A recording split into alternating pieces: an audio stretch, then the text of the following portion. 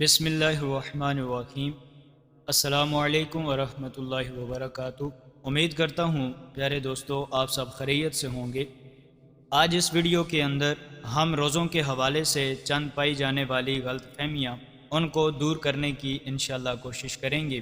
سب سے پہلی جو غلط فہمی ہے وہ یہ کہ روزے کی حالت میں الٹی آنے سے روزہ ٹوٹ جاتا ہے، لیکن درست مسئلہ یہ ہے کہ از خود کتنی ہی الٹی کہہ آئے روزہ نہیں ٹوٹتا، البتہ خود قصدن یعنی جان بوجھ کر مثلا انگلی وغیرہ منہ میں ڈال کر کہہ کی اور وہ منہ بھر ہو تو روزہ ٹوٹ جاتا ہے، جبکہ روزہ دار ہونا یاد ہو۔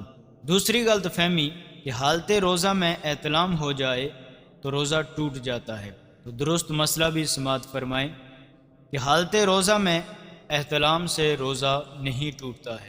تیسری غلط فہمی، کچھ لوگ سمجھتے ہیں کہ تھوک یا بلغم نکل جانے سے روزہ ٹوٹ جائے گا یا مکروہ ہوگا، اسی بنا پر وہ بار بار تھوکتے رہتے ہیں۔ درست مسئلہ یہ ہے کہ تھوک اور بلغم جب تک منہ میں ہے ان کو نگلنے سے روزہ نہیں ٹوٹے گا۔ ہاں، منہ سے باہر مثلا ہتھیلی کے اوپر تھوک کر پھر منہ میں دوبارہ ڈالا تو روزہ ٹوٹ جائے گا، اور ایسا عام طور پر ہوتا نہیں ہے۔ چوتھی غلط فہمی کہ کچھ لوگ روزے میں تیل، خوشبو لگانے اور منہ زیر ناف صاف کرنے کو درست نہیں سمجھ رہے ہوتے، تو اس کا بھی درست مسئلہ، یہ کام روزے کی حالت میں جائز ہے۔ سرما لگانے سے بھی روزہ نہیں ٹوٹے گا، البتہ کاجل کا حکم سرمے والا نہیں ہے، کاجل سے پرہیز کرنا چاہیے۔ اب چھٹی غلط فہمی کیا ہے کہ رات میں غسل فرض ہو جائے تو اب روزہ شروع ہونے کے بعد کلی یا ناک میں پانی افطار کے وقت ہی ڈالیں گے، تو درست مسئلہ یہ ہے کہ روزہ شروع ہونے سے پہلے کسی بھی وجہ سے غسل فرض ہو یا روزے میں احتلام ہو جائے تو غروب کا انتظار نہیں کریں گے۔ روزے کی حالت میں نہانا ہو تب بھی غسل کے تمام فرائض ادا کیے جائیں گے۔ پورے جسم پر پانی بہانے کے ساتھ ساتھ غسل میں کلی کرنا، ناک کے پورے نرم حصے میں پانی پہنچانا یہ فرض ہے۔ اس کے بغیر نہ غسل پورا ہوگا نہ نمازیں ہوں گی۔ یاد رہے کہ روزہ ہو تو غرغرہ نہیں کریں گے، اور عام دنوں میں بھی غرغرہ غسل کا فرض یا کلی کا حصہ نہیں ہے، بلکہ یہ ایک جداگانہ سنت ہے، وہ بھی اس وقت جب روزہ نہ ہو۔ البتہ روزے کی حالت میں ناک میں پانی سانس کے ذریعے اوپر کھینچنے کی اجازت نہیں ہے۔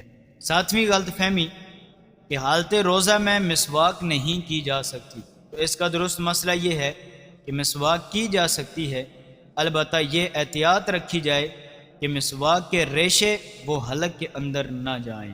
آٹھویں غلط فہمی، جب تک اذان ہوتی رہے سحری میں کھانا پینا جاری رکھا جا سکتا ہے، تو درست مسئلہ یہ بھی سماعت فرمائیں کہ جب سحری کا وقت ختم ہو جاتا ہے تو اذان فجر اور نماز فجر کا وقت شروع ہو جاتا ہے، لہٰذا جو سحری بند ہونے کے باوجود اذان شروع یا ختم ہونے کا انتظار کرتے ہوئے کھانا کھاتے پیتے رہتے ہیں تو اس نے اپنا روزہ برباد کر دیا، اس کا روزہ ہوتا ہی نہیں ہے۔ یہ چند غلط فہمیاں تھیں جو ہم نے آج دور کرنے کی کوشش کی۔ انشاءاللہ اس طرح کی چند اور مزید غلط فہمیاں انشاءاللہ ہم اگلی ویڈیو میں سننے کی سعادت حاصل کریں گے۔ اگر آپ ہمارے چینل پر نئے ہیں تو ہمارے چینل کو سبسکرائب فرمائیں تاکہ اسی طرح کی خوبصورت ویڈیو آپ تک پہنچتی رہیں۔